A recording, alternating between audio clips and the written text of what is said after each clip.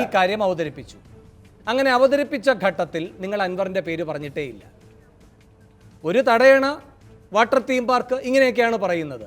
ആരുടെയും രാഷ്ട്രീയം നോക്കരുത്, ആരുടെയും ഏത് വിഭാഗത്തിൽപ്പെട്ട ആളാണെന്ന് നോക്കരുത്, നടപടിയെടുക്കണം. ദുരന്തം വരുത്തി വയ്ക്കുന്ന വാട്ടർ തീം പാർക്കുമായി ആരെങ്കിലും നിൽക്കുന്നുവെങ്കിൽ എന്ന് പുറത്തിറങ്ങി മീഡിയ റൂമിലും പിന്നെ മാധ്യമങ്ങൾക്കല്ലാതെയും നൽകിയ പ്രതികരണത്തിലാണ് അൻവറിൻ്റെ പേര് പറയുന്നത്. എല്ലാ വിധത്തിലും ഇമ്മ്യൂണിറ്റിയുള്ളൊരു സ്ഥലമാണല്ലോ നിയമസഭ. അവിടെ പോലും അൻവറിൻ്റെ പേര് പറയുന്നതിൽ നിന്നും നിങ്ങളെ വിലക്കുന്ന ഒരു ബാന്ധവമുണ്ട്. പുറത്തിറങ്ങി വന്ന് നിങ്ങൾക്ക് ആ തന്ത്രം പയറ്റാൻ കഴിയില്ല. അപ്പോൾ അകത്ത് ചെവിയോട് ചെവി പറഞ്ഞിട്ടുണ്ടെങ്കിലോ, ഞാൻ പുറത്തുപോയി പേരൊന്ന് പറയും, അകത്ത് പറഞ്ഞിട്ടില്ലല്ലോ, റെക്കോർഡുകളിലില്ലല്ലോ. ഇതാണ് അതിനേക്കാൾ വലിയ തടയണ. ശ്രീ നജീബ് കാന്തപുരം, ഈ ജനതയ്ക്കുമേൽ നിങ്ങൾ പണിഞ്ഞു വെച്ചിരിക്കുന്ന തടയണ. വേണു, ഞാനിവിടെ ഇരിക്കുന്ന വ്യക്തി എന്ന നിലയിൽ പറയട്ടെ, അൻവറിനെതിരായിട്ടുള്ള സമരത്തിൻ്റെ പേരിൽ കോടതിയിൽ കയറി ഇറങ്ങുന്ന ഒരു രാഷ്ട്രീയ പ്രവർത്തകനാണ് ഞാൻ. അപ്പോൾ അതുകൊണ്ട് വേണു ഈ തരത്തിലുള്ള വളരെ പ്രിജുഡൈസ്ഡ് ആയിട്ടുള്ള പ്രസ്താവനകൾ എനിക്ക് നേരെ വേണ്ട. അത് തൽക്കാലം ഒഴിവാക്കണമെന്ന് ഞാൻ ആദ്യമായിട്ട് അഭ്യർത്ഥിക്കുകയാണ്. മറ്റൊരു കാര്യം, അടിമുടി നിയമവിരുദ്ധമായി മാത്രം പ്രവർത്തിച്ച ഒരു വ്യക്തി നിയമനിർമ്മാണ സഭയ്ക്കകത്ത് ഇരിക്കുമ്പോഴും എൻ്റെ പ്രിയപ്പെട്ട സുഹൃത്ത് സജീഷ് ഉൾപ്പെടെയുള്ള യുവജന നേതാക്കൾക്ക് അത്തരമൊരു നിയമവിരുദ്ധനായ വ്യക്തിയെ ഇത്തരത്തിൽ ന്യായീകരിക്കാൻ കഴിയുന്നു എന്നുള്ളത് വളരെ ലജ്ജാകരമാണ് എന്നെനിക്ക് പറയാതിരിക്കാൻ വയ്യ. ഞാൻ വേണുവിനോടൊരു കാര്യം പറയട്ടെ. നിങ്ങൾ പറഞ്ഞല്ലോ, ഞങ്ങൾ അങ്ങനെ ഒളിഞ്ഞും മറഞ്ഞും ഒന്നും പറയുന്ന ഒരു ഏർപ്പാടും മുസ്ലിം യൂത്ത് ലീഗിനില്ല. ഞാൻ യൂത്ത് ലീഗിൻ്റെ ഒരു പ്രതിനിധിയായിട്ടാണ് ഇവിടെ ഇരിക്കുന്നത്, ഈ ചർച്ചയിലിരിക്കുന്നത്. എനിക്ക് വളരെ കൃത്യമായി അറിയാം വേണുവിൻ്റെ അടുത്ത ചോദ്യം വരാൻ പോകുന്നത് ആ ഭരണം, ആ പഞ്ചായത്ത് ഭരിക്കുന്നത് UDF അല്ലേ എന്നായിരിക്കും. അത് വെച്ചുകൊണ്ട് തന്നെ ഞാൻ ആമുഖമായി തന്നെ പറയാം, ആ പഞ്ചായത്ത് ഭരിക്കുന്നത്, കൂടരഞ്ഞി പഞ്ചായത്ത് ഭരിക്കുന്നത് UDF ആയിരുന്നിട്ട് പോലും വളരെ കൃത്യമായി UDFൻ്റെ നിലപാടുകളെ വിമർശിക്കുകയും ഭരണസമിതിയുടെ നിലപാടുകൾ അതിശക്തമായി വിമർശിക്കുകയും വളരെ അനധികൃതം മാത്രമല്ല അടിമുടി നിയമവിരുദ്ധമായി മാത്രം പ്രവർത്തിച്ചിട്ടുള്ള അൻവറിൻ്റെ ഈ പ്രവൃത്തിക്കെതിരായി കക്കാടംപൊയിൽ പോയി അൻവറിൻ്റെ ഗുണ്ടകൾക്ക് മുമ്പിൽ സമരം നയിക്കുകയും ചെയ്തിട്ടുള്ള ആളെന്ന നിലയിൽ എനിക്ക് അഭിമാനമുണ്ട്. ഇതിനെതിരായിട്ടുള്ള പോരാട്ടത്തിന് മുസ്ലിം യൂത്ത് ലീഗ് ഒരു ഇഞ്ച് പോലും പിറകോടടിക്കുന്ന പ്രശ്നമേ ഇല്ല. മറ്റൊരു കാര്യം, ഇവിടെ നിങ്ങൾ മനസ്സിലാക്കേണ്ട ഒരു കാര്യം, ഈ ഗവൺമെൻറ്റിന് ആരോടാണ് പ്രതിബദ്ധതയുള്ളത്? ഗവൺമെൻറ്റിൻ്റെ നേതൃത്വം വഹിക്കുന്ന മുഖ്യമന്ത്രി എന്ന് പറയുന്നത് എത്ര ലാഘവത്തോടെയാണ്. നിയമസഭയിൽ മുഖ്യമന്ത്രി പറയുന്നത് കേൾക്കുമ്പോൾ യഥാർത്ഥത്തിൽ നാണം തോന്നുകയാണ്. സാങ്കേതിക പ്രവർത്തികൾ തുടങ്ങുന്നത് എപ്പോഴാണ്? 2015-ലാണ്. ആരാണ് ഭരിക്കുന്നത്? പിണറായി വിജയനായിരുന്നോ? തീർച്ചയായിട്ടും. വേണു മനസ്സിലാക്കണം, 2015 ഈ ഒരു അൻവർ ഈ ഒരു അപേക്ഷയുമായി പഞ്ചായത്തിൽ വരുമ്പോൾ അൻവർ അവിടെ ഒരു റെസ്റ്റോറൻറ്റ് തുടങ്ങാൻ വേണ്ടി മാത്രമായിരുന്നു പഞ്ചായത്തിൽ അപേക്ഷ നൽകിയിരുന്നത്. ഇങ്ങനെ ഒരു വാട്ടർ തീം പാർക്കുമായി ബന്ധപ്പെട്ട ഒരു അപേക്ഷയും നൽകിയിട്ടില്ല. അപേക്ഷയ്ക്കും ഞങ്ങൾ ഒരു അജ്ഞത നടിക്കരുത്. കാരണം അങ്ങനെയെങ്കിൽ കളക്ടർ പറയുകയാണ്, ഒരു നിമിഷം പെരിന്തൽമണ്ണ സബ് കളക്ടർ,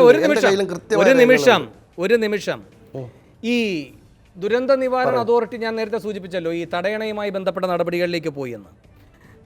അതുമായി ബന്ധപ്പെട്ട ജില്ലാ ഭരണകൂടത്തിന്റെ എല്ലാ നടപടികളും ഉണ്ടായി. അപ്പോഴാണ് ഈ അൻവറിന്റെ ഭാര്യ പിതാവ് അബ്ദുൾ ലത്തീഫാണ് തടയണ നിൽക്കുന്ന സ്ഥലത്തിന്റെ ഉടമ, ഞാനല്ല എന്ന് കളക്ടർ വിളിച്ച ചേംബറിലെ യോഗത്തിലടക്കം ഈ തീരുമാനം എടുക്കുമ്പോൾ അൻവർ പറയുന്നുണ്ട്, ഞാനല്ല അതിന്റെ ഉത്തരവാദി. ഉത്തരവാദപ്പെട്ടവരിൽ നിന്നാണ് നിങ്ങൾ നോട്ടീസ് കൊടുത്ത ഈ നടപടികളിലേക്ക് പോകേണ്ടത് എന്ന്. ഈ നോട്ടീസ് ആർക്കാണ് കിട്ടിയത്? ഈ ഭൂമി ആദ്യം അൻവറിന് വിൽക്കാൻ തീരുമാനിച്ച ഉടമസ്ഥനാണ് കിട്ടുന്നത്. അവർ ബന്ധപ്പെട്ട വകുപ്പിനെ ഈ പറയുന്ന നോട്ടീസ് കിട്ടിയ പാടെ സമീപിച്ച് പറയുന്നു, ഇതങ്ങനെയല്ല, ഇതാ വസ്തുവിൻ്റെ വിൽപ്പന കരാറ് കണ്ടില്ലേ, ഇത് ഇന്ന രൂപത്തിലാണ് ചെയ്തിരിക്കുന്നത്. ഈ ഘട്ടത്തിൽ അൻവർ എന്ത് ചെയ്യുന്നു? ഈ വിൽപ്പന കരാർ സ്വന്തം പേരിൽ എഴുതിയിരിക്കുന്ന ഘട്ടത്തിലാണ് അൻവറിൻ്റെ ഈ പ്രവൃത്തി മുഴുവൻ നടക്കുന്നത്. അത് അന്വേഷണത്തിലും തെളിഞ്ഞതാണ്. അൻവർ എന്ത് ചെയ്യുന്നു? ഈ വിൽപ്പന കരാർ രണ്ടാം ഭാര്യയുടെ പിതാവിൻ്റെ പേരിലേക്ക് ആക്കുന്നു. അദ്ദേഹമാണ് ഇപ്പോൾ ഹൈക്കോടതിയെ സമീപിച്ചിരിക്കുന്നത്. എന്നാൽ ഇതേ പറയുന്ന അബ്ദുൾ ലത്തീഫിൻ്റെ അതേ അഡ്രസ്സിൽ അതേ വിലാസത്തിൽ തന്നെയാണ് കൂടരഞ്ഞിയിലെ പാർക്കിന് അൻവർ അപേക്ഷ നൽകിയത്. പക്ഷേ ഈ ബന്ധം മറച്ചു വെച്ചിട്ടാണ്.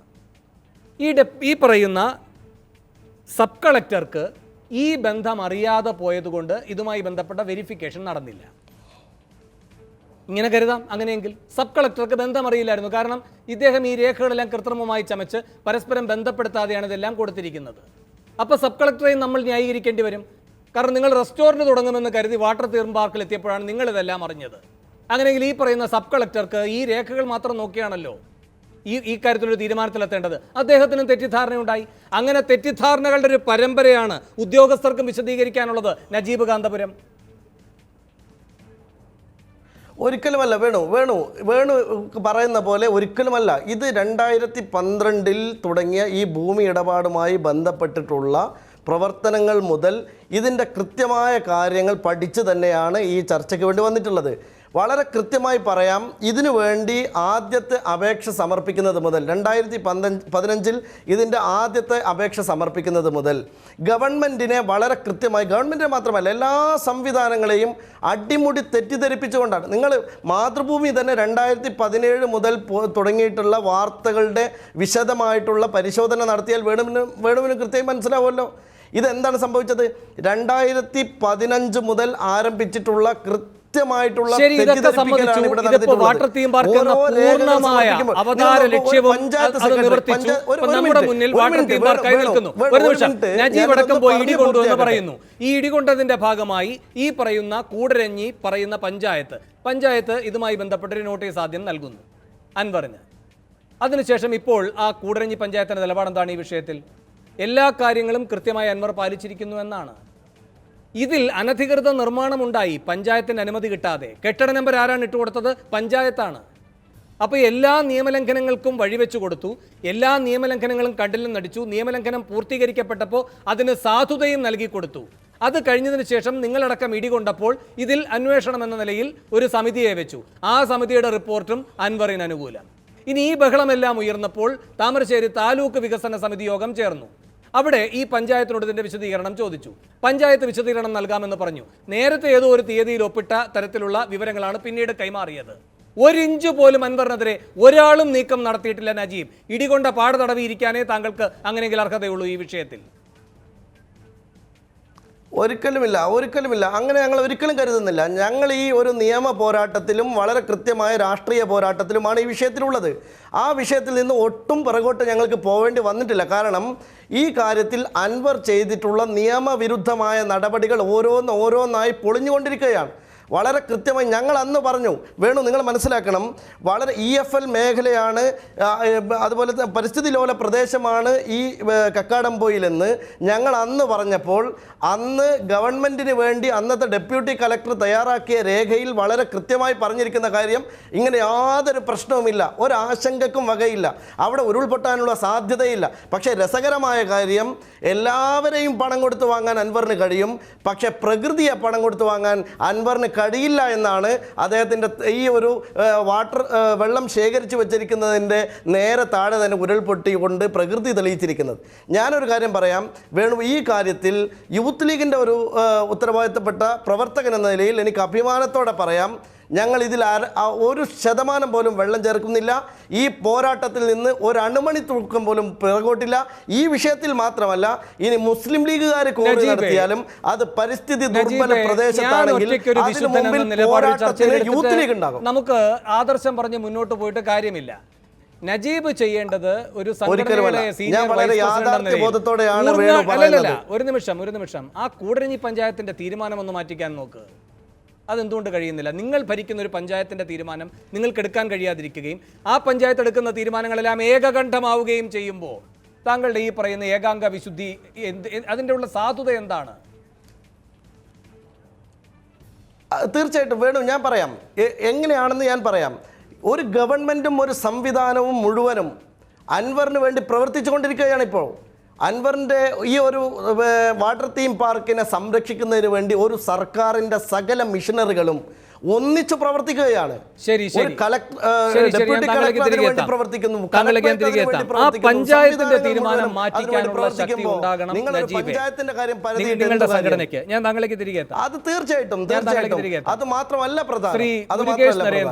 ശ്രീ മുരുകേഷ് നരേന്ദ്രൻ, ഇവിടെ ഇപ്പോൾ ഈ വിഷയത്തിന്റെ ഗൗരവം വല്ലാതെ മാറിയിരിക്കുകയാണ്. നജീബ് നന്നായി പറഞ്ഞതുപോലെ പ്രകൃതിയെ വിലക്കെടുക്കാൻ എന്തായാലും അൻവറിന് കഴിഞ്ഞിട്ടില്ല. അത് മുന്നോട്ട് വയ്ക്കുന്ന ആപച്ചങ്കകളാണ് നാം ഈ വിഷയം വീണ്ടും എടുക്കുന്നതിന് നമ്മെ പ്രേരിപ്പിച്ചിരിക്കുന്നത്. എൻ്റെ ഒരു ചോദ്യം, താങ്കൾ ഒരുപാട് നിയമയുദ്ധങ്ങൾ നടത്തിയതാണ്, പക്ഷേ ഓരോന്നിലും താങ്കൾക്ക് തിരിച്ചടി വന്നത് എന്തുകൊണ്ടാണ്? താങ്കളുടെ ഭാഗം ശരിയാണ് എങ്കിൽ ഈ പറയുന്ന കോടതികളിൽ ശക്തമായ വാദഗതി നിരത്താൻ കഴിഞ്ഞിട്ടുണ്ട് എങ്കിൽ പിന്നെ എന്തുകൊണ്ട് ആണ് തിരിച്ചടി നേരിടേണ്ടി വന്നത് ശ്രീ മുരുകേഷ് നരേന്ദ്രൻ? ആ കാര്യം ഞാൻ പറയാം. അതിനു മുമ്പേ എനിക്ക് ഷജീഷിൻ്റെ അടുക്ക കുറച്ച് കാര്യങ്ങൾ പറയാനുണ്ട്. അപ്പോൾ ഷജീഷ് കുറേ ലിസ്റ്റ് ഓഫ് ലൈസൻസസിൻ്റെ കാര്യങ്ങൾ എൻ്റെ അടുക്ക ഇപ്പം പറഞ്ഞായിരുന്നല്ലോ. ഞാൻ ഒരു കാര്യം പറയാം. ഈ പാർക്ക് തുടങ്ങുന്നത് 2 കൊല്ലം മുമ്പെയാണ് ആൻവർ ഈ പാർക്ക് തുടങ്ങുന്നത്. ഒരു കൊല്ലം കഴിഞ്ഞിട്ടാണ് ഞാൻ ഹൈക്കോടതിയിൽ ഒരു റിട്ട് പെറ്റീഷൻ ഫയൽ ചെയ്യുന്നത്. അപ്പം ഞാൻ ഈ റിട്ട് പെറ്റീഷൻ ഫയൽ ചെയ്യുമ്പോൾ ഇങ്ങനെ കയ്യിൽ ഒരു ലൈസൻസും ഇല്ല. 1 കൊല്ലം പാർക്ക് ഒരു ലൈസൻസും ഒന്നും ഇല്ലാതെ നടത്തി, ടാക്സും ഒന്നും അടയ്ക്കാതെയാണ് നടത്തിയത്. അത് കഴിഞ്ഞിട്ട് ഞാൻ റിട്ട് പെറ്റീഷൻ കൊടുത്തിട്ട്, അപ്പം ഞാനൊരു അമേച്ചറാണ്, എനിക്ക് വലിയ എക്സ്പീരിയൻസ് ഒന്നുമില്ല ഇങ്ങനെ ഹൈക്കോടതി കൊണ്ട് കേസ് കൊടുക്കാനും എല്ലാം. അപ്പോൾ അതിൽ ഞാൻ കൊടുത്തപ്പോൾ കുറേ ഫ്ലോസ് എല്ലാം ഉണ്ടായിരുന്നു. അതെല്ലാം മിസ്യൂസ് ചെയ്ത് പുള്ളി ഇങ്ങനെ സമയം ചോദിച്ച് ഈ ഒരു 1 or 2 മന്ത്സിനകം ഇങ്ങനെ കുറേ ലൈസൻസസ് എല്ലാം ഈ ഒരു 2 months പീരീഡിലാണ് ഈ ലൈസൻസ് എല്ലാം ഇയാൾ ഒപ്പിച്ചത്.